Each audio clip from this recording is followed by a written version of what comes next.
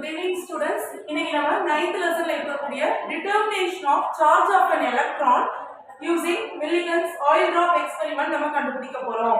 So இதுல இந்த experiment நம்ம என்ன கண்டுபிடிக்க போறோம் அப்படினா வந்து charge of the electron. ஒரு எலக்ட்ரானோட சார்ஜ் நம்ம என்ன பண்ண போறோம் கண்டுபிடிக்க போறோம். சோ அத கண்டுபிடிச்சது யாரு அப்படினா வந்து மில்லிகன் அப்படிங்கற சயின்டிஸ்ட் தான். ஆர்ஏ மில்லிகன் அப்படிங்கற சயின்டிஸ்ட் தான் என்ன பண்ணாரு அப்படினா இத கண்டுபிடிச்சாரு. சோ இவர் என்ன சொல்றாரு அப்படினா வந்து ஒரு கண்டெய்னர் எடுத்துட்டேன். இதுல ரெண்டு பிளேட்ஸ் இருக்குது. parallel plates இருக்குது. சோ இதுக்கு வேரியபிள் பவர் சப்ளை இது பிளஸ் இது என்னது மைனஸ் சார்ஜ் நெகட்டிவ் பொட்டன்ஷியல் நான் கொடுத்துட்டேன். சோ எனக்கு இந்த A பிளேட் அப்படிங்கிறது வந்து எனக்கு 20 cm அளவு இருக்குது. அதே மாதிரி B பிளேட் அப்படிங்கிறது எனக்கு 20 cm அளவு இருக்குது. இந்த ரெண்டு பிளேட்டுக்கும் இடையில இருக்கக்கூடிய டிஸ்டன்ஸ் 1.5 cm இருக்குது. இதுல இருந்து நம்ம என்ன அப்சர்வ் பண்றோம் அப்படின்னா நான் இங்க ஒரு லைட் சோர்ஸ் நான் வச்சிருக்கேன். இந்த லைட் சோர்ஸ் எதுக்கு வச்சிருக்கேன் அப்படின்னா வந்து எனக்கு இங்க உள்ள என்ன நடக்குது அப்படிங்கறத நான் என்ன பண்ணலாம் இங்க இருந்து அப்சர்வ் பண்ணலாம். சோ அப்ப உள்ள என்ன நடக்குது அப்படிங்கறத நான் என்ன பண்றேன் அப்படின்னா இங்க மைக்ரோஸ்கோப் மூலமா நான் என்ன பண்றேன் வெளிய பாக்குறேன். சோ இந்த டயகிராம் தான் நம்ம என்ன பண்ணிருக்கோம் அப்படின்னா இந்த இடத்துல நான் என்ன பண்ணிருக்கேன் ரொம்ப டீடைலா உங்களுக்கு நான் வரைஞ்சிருக்கேன். சோ இது எனக்கு பிளேட் A, இது என்னது அப்படின்னா வந்து பிளேட் B. சோ இந்த பிளேட் A க்கு வந்து பாசிட்டிவ் பொட்டன்ஷியல் கொடுக்கிறேன். பிளேட் B க்கு என்ன கொடுக்கிறேன் அப்படின்னா வந்து நெகட்டிவ் பொட்டன்ஷியல் கொடுக்கிறேன். இந்த இடத்துல நான் என்ன பண்ணிருக்கேன் அப்படின்னா லைட் சோர்ஸ் வச்சிருக்கேன். இந்த லைட் சோர்ஸ் நான் வச்சிருக்கிறதுனால எனக்கு இங்க உள்ள என்ன நடக்குது அப்படிங்கிறது எனக்கு கிளீனா செய்யும் தெரியும். சோ அது மூலமா எனக்கு இங்க என்ன நடக்குது அப்படிங்கறத இந்த இடத்துல நான் ஒரு மைக்ரோஸ்கோப்பை நான் பிளேஸ் பண்ணிருக்கேன். அந்த மைக்ரோஸ்கோப்ல நான் என்ன பண்றேன் உள்ள என்ன நடக்குது அப்படிங்கறத நான் அப்சர்வ் பண்றேன். சரியா? சோ அப்ப இது நம்ம பிளஸ் அப்படினு சொன்னோம். இது என்ன சொன்னோம் மைனஸ் அப்படினு சொன்னோம். அப்ப இது ரெண்டுக்கும் இடையில நான் 10 கிலோவோல்ட் 10 கிலோவோல்ட் அப்படிங்கிறது ரொம்ப அதிகமான ஒரு பவர் சப்ளை. சோ கிலோ அப்படிங்கும்போது நமக்கு 1000 அப்படினு வரும். அப்ப 10 கிலோவோல்ட் அப்படிங்கும்போது 10000 வோல்ட் கிட்ட நான் கொடுக்கிறேன். 10000 வோல்ட் அப்படினா நமக்கு தெரியும் ரொம்ப அதிகமான பவர் சப்ளை அப்படின்னு நம்ம சொல்லலாம். இதன் அடுத்தது நான் இந்த இடத்துல நான் என்ன பண்றேன் அப்படின்னா ஒரு அட்டாமைசர் அப்படிங்கிறது வந்து லிக்யூட ஸ்ப்ரே பண்ணக்கூடிய ஒரு டிவைஸ். அதான் நம்ம என்ன சொல்லுவோம் அப்படின்னா அட்டாமைசர் அப்படின்னு சொல்லுவோம். எப்படி நம்ம பெர்ஃப்யூம் பாட்டில் அதெல்லாம் எடுத்து நம்ம ஸ்ப்ரே பண்றோமோ அதே மாதிரி தான் எனக்கு இந்த அட்டாமைசர் வழியா நான் என்ன பண்றேன் அப்படின்னா உள்ளே இருக்கக்கூடிய இந்த லிக்யூட நான் என்ன பண்றேன் ஸ்ப்ரே பண்றேன். சோ அப்ப நான் ஸ்ப்ரே பண்ணும்போது எனக்கு இந்த லிக்விட்ஸ் எல்லாமே எனக்கு இந்த A அப்படிங்கிற இந்த பிளேட்டை போய் என்ன பண்ணும் ரீச் பண்ணும். சோ இப்படி ரீச் பண்ணிட்டு இந்த இடத்துல நான் என்ன பண்ணிருக்கேன் அப்படின்னா ஒரு ஹோலை நான் என்ன பண்ணிருக்கேன் பிளேஸ் பண்ணிருக்கேன். சோ A ல ரீச் பண்ணிட்டு அகைன் எங்க தான் வரும் B க்கு தான் வரும். இது எதனால வருது அப்படின்னா வந்து அதான் நம்ம புக்ல கொடுத்திருக்காங்க due to the influence of gravity அப்படின்னு கொடுத்திருக்காங்க.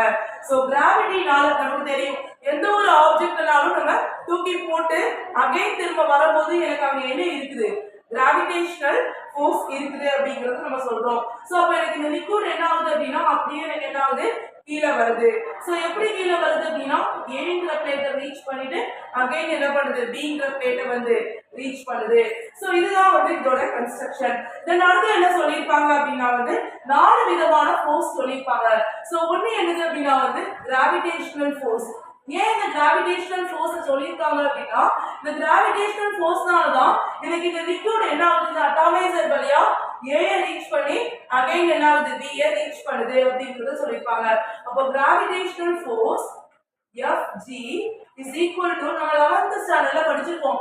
Gravitational force F is equal to mass into so according to Newton's second law force is equal to mass into acceleration. ஆனா நம்ம இந்த இடத்துல கிராவிடேஷனல் ஃபோர்ஸ் பார்க்கறனால சோ இத நம்ம எப்படி ரெப்ரசன்ட் பண்றோம் அப்படினா Fg அப்படி நம்ம ரெப்ரசன்ட் பண்றோம். So acceleration due to gravity நமக்கு என்னது g. அப்ப நம்ம a க்கு பதிலா நம்ம எதை ரீப்ளேஸ் பண்றோம் g யை நம்ம ரீப்ளேஸ் பண்றோம். தென் அடுத்து என்ன ஃபோர்ஸ் அப்படி சொல்லிருக்காங்க அப்படினா வந்து எலக்ட்ரிக் ஃபோர்ஸ். இத நம்ம Fe அப்படின்னு எடுப்போம் is equal to Q into E. Q அப்படிங்கிறது என்னது அப்படின்னா வந்து சார்ஜ் ஆஃப் த எலக்ட்ரான் அப்படின்னு நம்ம எடுக்கிறோம்.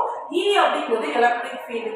ஏன் இந்த இடத்துல எலக்ட்ரிக் ஃபீல்ட் வந்திருக்கு அப்படின்னா வந்து சோ நான் என்ன சொன்னேன் எனக்கு இது பாசிட்டிவ் பொட்டன்ஷியல் இது என்னது நெகட்டிவ் பொட்டன்ஷியல். அப்ப எனக்கு இது பாசிட்டிவ் இது நெகட்டிவ் அப்படிங்கும்போது இந்த ரெண்டுக்கும் இடையில ஒரு ஸ்ட்ராங் எலக்ட்ரிக் ஃபீல்ட் எனக்கு என்ன ஆகும் கிரியேட் ஆகும். சோ நம்ம வோல்டேஜ் கொடுக்கிறது 10 கிலோ வோல்ட் அளவுக்கு நான் என்ன பண்றேன் வோல்டேஜை கொடுக்கிறோம். தென் மூணாவது என்னது அப்படின்னா வந்து பயான் ஃபோர்ஸ்.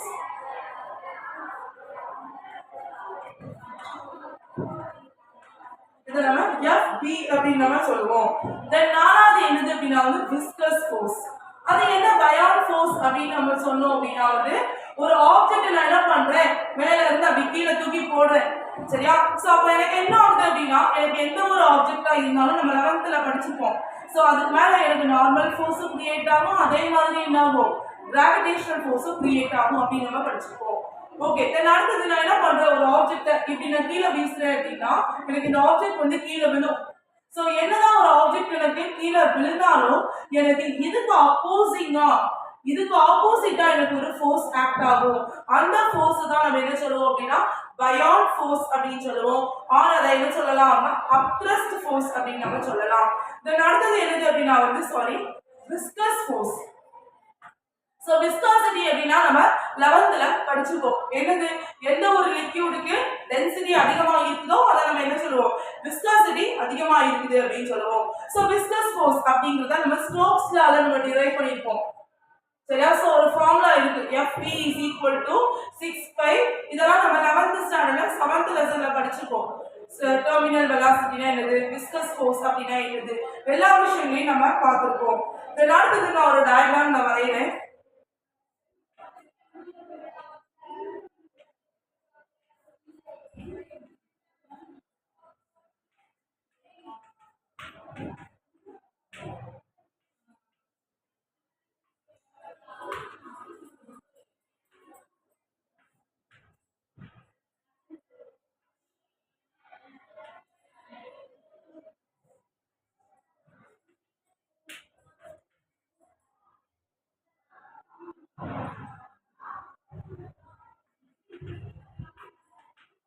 சரி, எனக்கு இந்த லிக்விட் டிராப் என்ன ஆகுது அப்படின்னா உள்ள வந்து விழுது.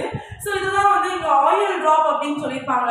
சோ இந்த விழக்கூடிய லிக்விட் மேல என்னென்ன ஃபோர்ஸஸ்லாம் ஆக்ட் ஆகுது அப்படிங்கறது என்ன பண்ணிருக்காங்க, ரெப்ரசன்ட் பண்ணிருக்காங்க. சோ இந்த கிராவிடேஷனல் ஃபோர்ஸ் அப்படிங்கிறது வந்து நமக்கு தெரியும் டவுன்வர்ட் டைரக்ஷன். பயான் ஃபோர்ஸ் அப்படிங்கறது என்ன சொன்னேன், ஒரு அப்வர்ட் ஃபோர்ஸ் அப்படின்னு சொன்னேன். சோ எனக்கு இந்த ஆப்ஜெக்ட் எனக்கு கீழே நோக்கி வருது அப்படின்னா எனக்கு அது ஆப்போசிட் டைரக்ஷன் என்ன ஆகும், ஒரு ஃபோர்ஸ் ஆக்ட் ஆகும். அதை தான் நம்ம என்ன சொல்லுவோம், பயான் ஃபோர்ஸ் அப்படின்னு நம்ம சொல்லுவோம். தென் அடுத்தது விஸ்கஸ் ஃபோர்ஸ் அப்படின்னு நம்ம பார்த்தோம். சோ ஒரு ஆப்ஜெக்ட் இருந்தது அப்படின்னா, அது ஒரு லிக்விட் இருந்தது அப்படின்னா கண்டிப்பா அந்த லிக்விட் மேல விஸ்கசிட்டி எப்படி இருக்கும் அப்படின்னா அதிகமா இருக்கும். தென் அடுத்தது அதான் வந்து சொல்லிருக்காங்க. சோ இதெல்லாம் இருந்துச்சு அப்படின்னா கண்டிப்பா அந்த இடத்துல என்ன இருக்கும், எலக்ட்ரிக் ஃபீல்ட் இருக்கும் அப்படிங்கிற விஷயத்தை என்ன பண்ணிருக்காங்க, சொல்லிருக்காங்க. சோ இந்த 4 ஃபோர்ஸுமே வந்து ரொம்ப முக்கியமான ஒரு ஃபோர்ஸ். தென் அடுத்தது என்னது அப்படின்னா வந்து நமக்கு இந்த விழக்கூடிய இந்த லிக்விட் எப்படி இருக்கும் அப்படின்னா ஸ்பெரிக்கல் இன் ஷேப்ல இருக்கும். சோ அதை வச்சு நம்ம என்ன கண்டுபிடிக்க போறோம் அப்படின்னா determination of radius of the droplets. அடுத்தது நம்ம டெரிவேஷன் பார்ட்டுக்கு நம்ம போவோம். அது வரைக்கும் இதை காப்பி பண்ணிக்கோ, இந்த டயக்ராமை வரைஞ்சிட்டு இதை நோட்ஸ் எடுத்துக்கோ.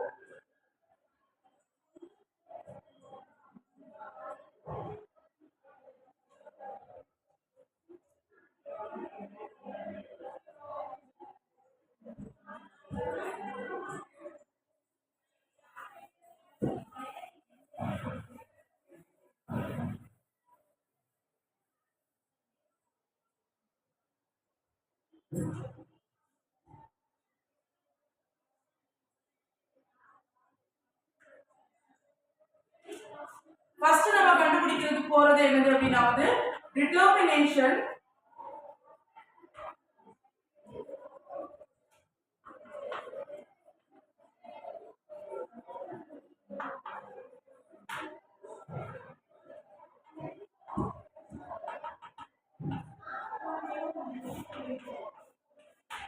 determination of radius of droplets அப்படிங்கறத நம்ம கண்டுபிடிக்க போறோம்.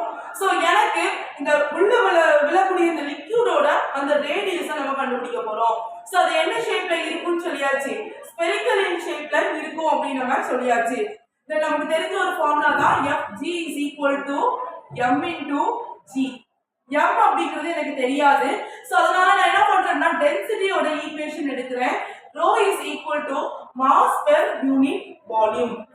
சோ அப்ப இதுல இருந்து நம்ம என்ன கண்டுபிடிக்கலாம், m கண்டுபிடிக்கலாம். m கண்டுபிடிக்கணும் என்ன பண்ணனும், இத நம்ம கிராஸ் மல்டிப்ளை பண்ணனும். அப்ப m = rho × v அப்படின்னு நம்ம என்ன பண்ணிக்கலாம் எழுதிக்கலாம். சோ m ஓட வேல்யூ தெரிஞ்சிட்டு தென் அடுத்தது நமக்கு v அப்படிங்கிறது என்னது அப்படிங்கறத நம்ம கண்டுபிடிக்கணும். நான் என்ன சொன்னேன், இங்க உள்ள வந்து விழக்கூடிய லிக்விட் எப்படி இருக்கும், ஸ்பெரிக்கல் இன் ஷேப்ல இருக்கும். அப்ப நமக்கு வால்யூம் ஆஃப் தி ஸ்பியருக்கு என்ன தெரியும், ஃபார்முலா தெரியும். அப்போ v அப்படிங்கிறது வந்து வால்யூம் ஆஃப் தி ஸ்பியர்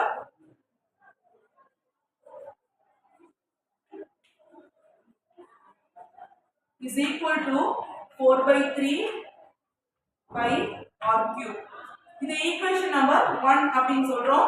இது ஈக்குவேஷன் நம்பர் 2 அப்படினு சொல்றோம்.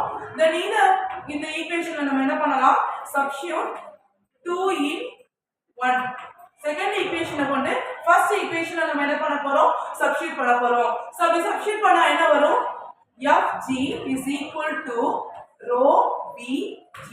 இந்த v க்கு பதிலா நம்ம என்ன எழுதலாம், volume of the sphere. v க்கு பதிலா என்ன எழுதலாம், fg is equal to rho into 4/3 pi r cube into g. So rho அப்படிங்கிறது என்னது அப்படினா வந்து density of the fluid.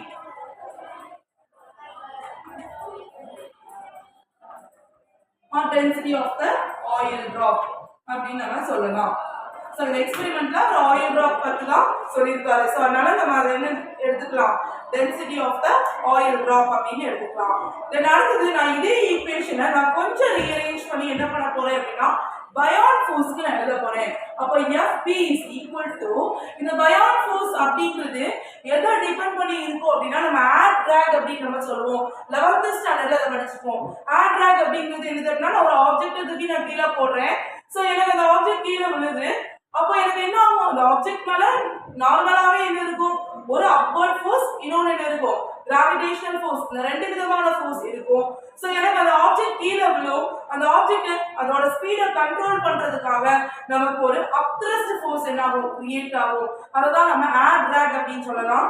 So Fb is equal to sigma into 4/3 pi r cube g அப்படின்னு நான் சொல்றேன். சரியா? சோ இதான் வந்து நமக்கு பயான் ஃபோர்ஸ். ஏன் வந்து நம்ம இங்க டென்சிட்டி ரோக்கு பதிலா நம்ம இங்க என்ன பண்ணிருக்கோம், சிக்மாவை நம்ம ரீப்ளேஸ் பண்ணிருக்கோம். மத்தபடி எனக்கு இந்த ஈக்குவேஷன் அப்படியே தான் எழுதணும். சோ ஏன் நம்ம சிக்மாவை நம்ம ரீப்ளேஸ் பண்ணிருக்கோம் அப்படின்னா, இந்த சிக்மா அப்படிங்கிறது என்னது அப்படின்னா வந்து டியூ டு ஏர் ஃபிரிக்ஷனால எனக்கு ஏற்படக்கூடிய இந்த டென்சிட்டி, இதுதான் நம்ம என்ன சொல்றோம் அப்படின்னா வந்து சிக்மா அப்படின்னு நம்ம சொல்றோம். சோ இதை ஈக்குவேஷன் நம்பர் 3 அப்படின்னு வச்சுக்கிட்டோம் அப்படின்னா இது என்ன சொல்லலாம், ஈக்குவேஷன் நம்பர் 4 அப்படின்னு நம்ம சொல்லலாம். தென் அடுத்தது நம்ம என்ன பண்ண போறோம் அப்படின்னா இந்த ஸ்டோக்ஸ் ஃபோர்ஸ் நம்ம எழுத போறோம். ஸ்டோக்ஸ் ஃபோர்ஸ் நமக்கு ஃபார்முலா 11th ஸ்டாண்டர்ட் புக்ல 7th லெசன்ல இருக்கும். நீ எடுத்து பார்த்த அப்படின்னா தெரியும், 6 pi r b into eta. So இது என்ன சொல்லுவாங்க அப்படின்னா வந்து ஸ்டோக்ஸ் லா அப்படின்னு நம்ம என்ன பண்ணலாம் சொல்லலாம். இந்த ஃபார்முலா எப்படி வந்தது அப்படிங்கறத நம்ம என்ன பண்ணிருப்போம், 11th ஸ்டாண்டர்ட்ல 7th யூனிட்ல நம்ம டிரைவ் பண்ணிருப்போம். சோ அப்போ நம்ம இப்போ கிராவிடேஷனல் ஃபோர்ஸ் நான் கண்டுபிடிக்க போறேன். அப்போ Fg is equal to Fb plus Fb அப்படின்னு என்ன பண்றேன், இந்த ரெண்டு ஃபோர்ஸையும் நான் ஆட் பண்றேன் அப்படின்னா அது எனக்கு எதுக்கு ஈக்குவலா இருக்கும், இந்த கிராவிடேஷனல் ஃபோர்ஸ்க்கு ஈக்குவலா இருக்கும். சோ நம்ம ஆட் பண்ணலாமா, நம்ம கையில எல்லா வேல்யூஸும் இருக்குது. சோ Fg அப்படிங்கிறது என்னது, rho into 4/3 pi r cube g is equal to then Fb அப்படிங்கிறது sigma into 4/3 pi r cube g plus 6 pi r b by eta. So நம்ம என்ன பண்ணலாம், எனக்கு எதெல்லாம் இந்த காமனா இருக்குதோ அந்த டேர்ம் என்ன கொண்டு வந்துடலாம், இந்த ஈக்குவல்ட்டுக்கு இந்த சைடு நம்ம கொண்டு வந்துடலாம். அப்போ எனக்கு இது எது காமனா இருக்குது, 4/3 pi r cube gங்கிறது காமனா இருக்கு. இங்கேயும் என்ன காமனா இருக்குது, 4/3 pi r cube g அப்படிங்கிற டேர்ம் எனக்கு காமனா இருக்குது. சோ இதெல்லாம் நம்ம காமனா எடுத்துடலாமா, அப்ப என்ன இருக்கும், 4/3 pi r cube g into rho minus sigma. இது இன்னொரு ஸ்டெப்பா நான் எழுதுனேன் அப்படின்னா சோ எப்படி எழுதலாம் அப்படின்னா